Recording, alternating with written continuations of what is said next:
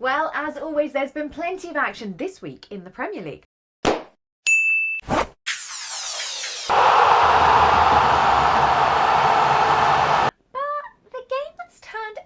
On its head was Arsenal's shock defeat to Crystal Palace.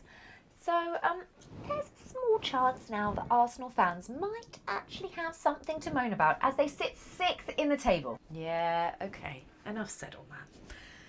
I mean, that is big news, but let's be honest, I dig deep, scour the globe and find you the news that breaks first. So here goes. Well, it would appear that Daniel Sturridge could not decide what to accessorise to wear out last Saturday after Liverpool's win against Stoke, so basically went to Nathaniel Clyde's birthday in the I just robbed a jewellery store, got scared to leave anything at home look, and rocked up to a Liverpool nightclub, well, in, yeah, you know, the fashionable gold girls, neck chain, earrings, and an enormous watch. Basically, Mr. T would pity the fool. Yeah, I went there. Ooh, and I mean, I'm not either sure how this is possible, but apparently, you know, big news, breaking it here, he arrived in 2 Rolls-Royce Phantoms. 2! So, yeah, that just seems like a logistical nightmare. So I'm imagining he left his trainers in one and drove the other. I mean, great story, guys. Okay, well, on some actual news. So the negative mood at Swansea City isn't going to end anytime soon. With imminent relegation weighing on the minds of the supporters and the despondent supporters trust, the rags to riches story looks set to reverse. But it seems the American owners thought they would just lay some more blame at poor old Bob Bradley's door once more. Bradley was appointed in October. Yeah, I know the Swans fans remember. But was sacked 85 days later with the Swans second bottom of the Premier League. So basically, the American owners have said that they take responsibility for their fellow Americans' tenure.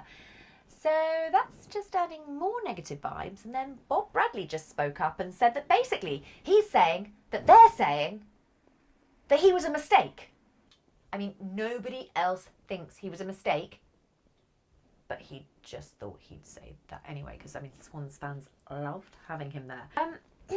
So basically, to sum up, Swansea is one giant ball of negativity, and the Championship is going to be an all too real battle literally any day now. Okay, so in some actual news, Harry Kane has been nominated for PFA Player of the Year as well as PFA Young Player of the Year, along with Dele Alli, who has been nominated in the Young Player of the Year category. However, I'm not exactly sure it's worth nominating any other players in the Player of the Year category, as the man that has literally dominated the Premier League, Kante, is nominated. Basically a dead cert. So, of course, the newspapers and social media went into a frenzied meltdown. Why was Ali not nominated in the Player of the Year category? Yeah, well, it's because he just turned 21 and will win the Young Player of the Year category, and probably won't win against Kante or Zlatan. I mean, if you thought my news was a bit iffy, just saying.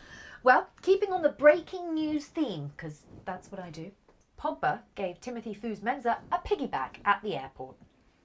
So I'm pretty sure that Jose gave them a clip round the ear for that kind of tomfoolery. It also seems that Mourinho's terror of rain over Shaw could have subsided, well, just for a second, because Shaw actually drew praise from Mourinho. It could just be also that Mourinho has turned his bullying tactics to De Gea. Just saying. Okay, so sticking with Manchester United, Wayne Rooney. Yes, Wayne Rooney still plays for them. So he's not going to the Europa League quarter-final clash against Anderlecht because he's not yet fully fit, or actually really even playing for Manchester United. My theory is that literally no one wants to see the wrongest beard in the world on telly. I mean, Rooney, seriously. Anyway, on that great demo, I'm off.